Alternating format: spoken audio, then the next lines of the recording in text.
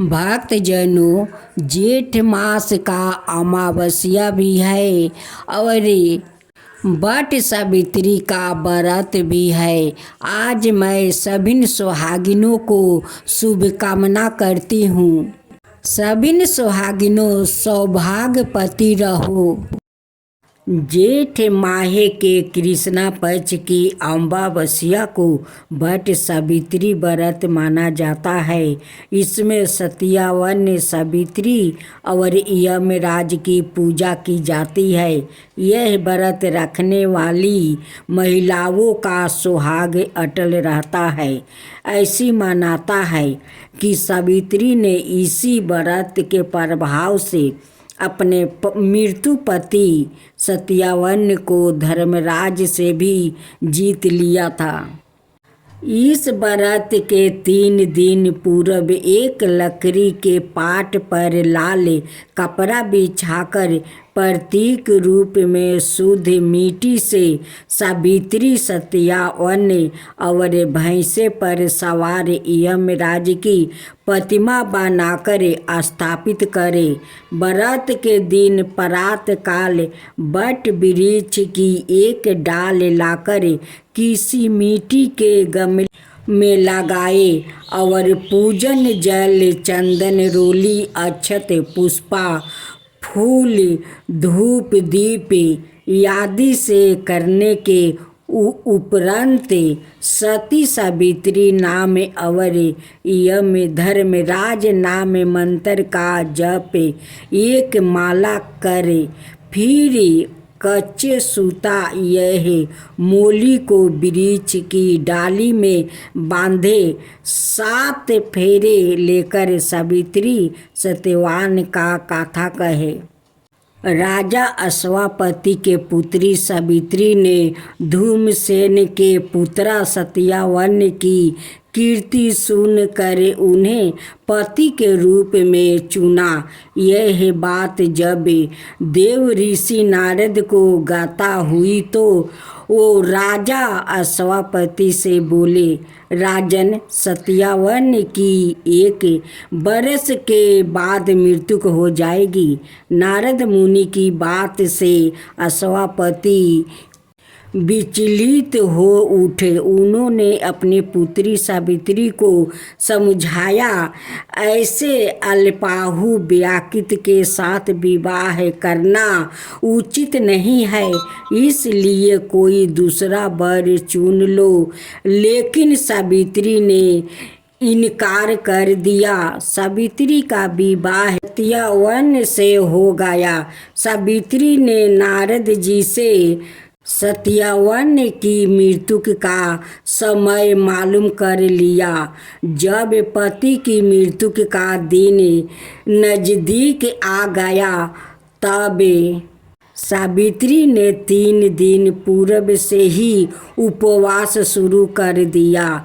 मृत्यु वाले दिन सत्यावन ने अपने समय पर लकड़ी काटने के लिए जब चला तो सावित्री भी साथ चली।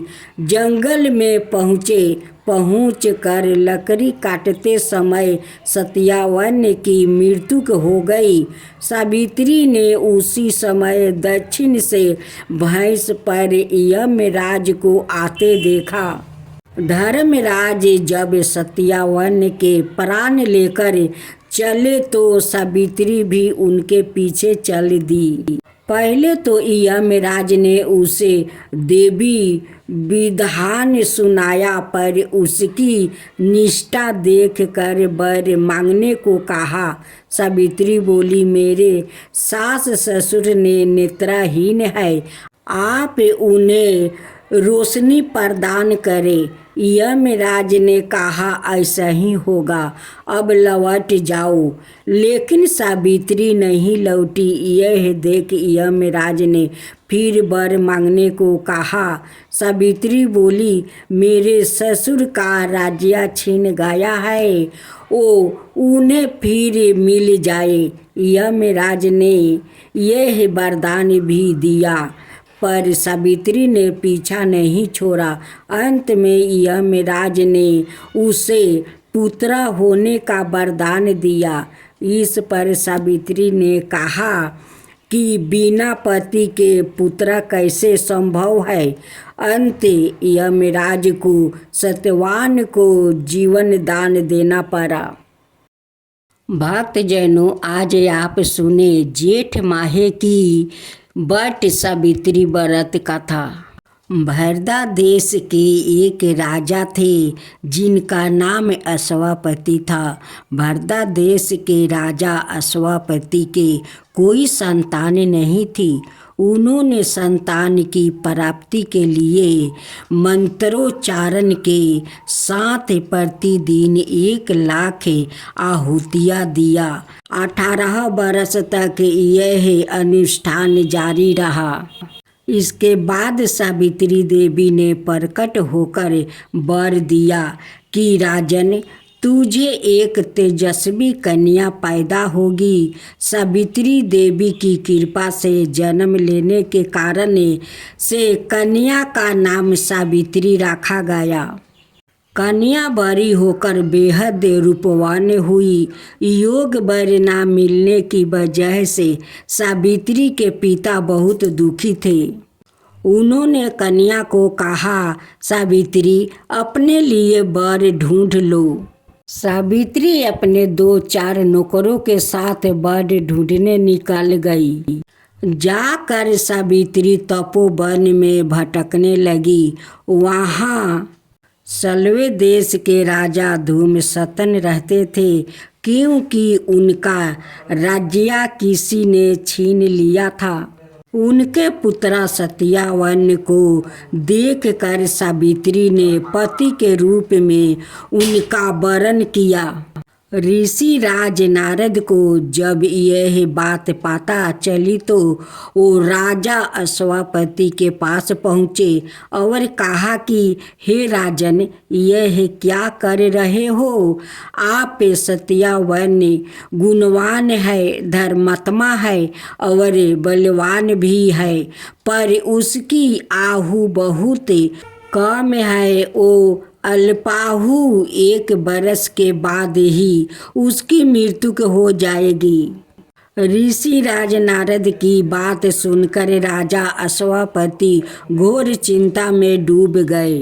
सावित्री ने उनसे कारण पूछा तो राजा ने कहा, पुत्री, तुमने जिस राजकुमार को अपने वर के रूप में चुना है वो अल्पाहु है। तुम्हें किसी और को अपना जीवन साथी बनाना चाहिए। इस पर सावित्री ने कहा कि पिताजी, आर्या कन्याएं अपने पति का 1 बार ही वरण करती है। राजा 1 बार ही आज्ञा देते हैं और पंडित 1 बार ही प्रतिज्ञा करते हैं और कन्यादान भी 1 बार ही किया जाता है। सावित्री हड करने लगी और बोली, मैं सत्यवान से ही विवाह करूंगी। राजा अश्वपति ने सावित्री का विवाह सत्यवान से करवा दिया। सावित्री अपने ससुराल पहुँचते ही सास ससुर की सेवा करने लगी। समय बीतता चला गया। नारद मुनि ने सावित्री को पहले ही सत्यवान की मृत्यु के दिन के बारे में बता दिया था। वो दिन जैसे जैसे करीब आने लगा, सावित्री अधीर होने लगी। उन्होंने 3 दिन पहले से ही उपवास शुरू कर दिया। नारद मुनि द्वारा कथित निश्चित तिथि पर पितरों का पूजन किया। हर दिन की तरह सत्यवान उस दिन भी लकड़ी काटने जंगल चले गए। साथ में सावित्री भी गई। जंगल में पहुंचकर सत्यवान लकड़ी काटने के लिए एक पेड़ पर चढ़ गया। तभी उसके सिर में तेज दर्द होने लगा। दर्द से व्याकुल सत्यवान पेड़ से नीचे उतर गया। सावित्री अपना भाभी से समझ गई। सत्यावन के सिर को गोद में राख कर सावित्री सत्यावन का सिर सहलाने लगी। तभी वहाँ यमराज आते दिखाई दिया। यमराज अपने साथ सत्यावन को ले जाने लगे। सावित्री भी उनके पीछे पीछे चल पड़ी। यमराज ने सावित्री को समझाने की कोशिश की कि ये ही विधि का विधान है, लेकिन सावित्री नहीं मानी।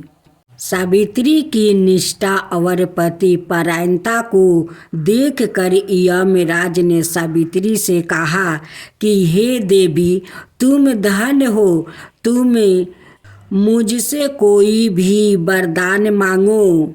सावित्री ने कहा कि मेरे सास ससुर वनवासी और अंधे हैं, उन्हें आप दिव्या ज्योति प्रदान करें।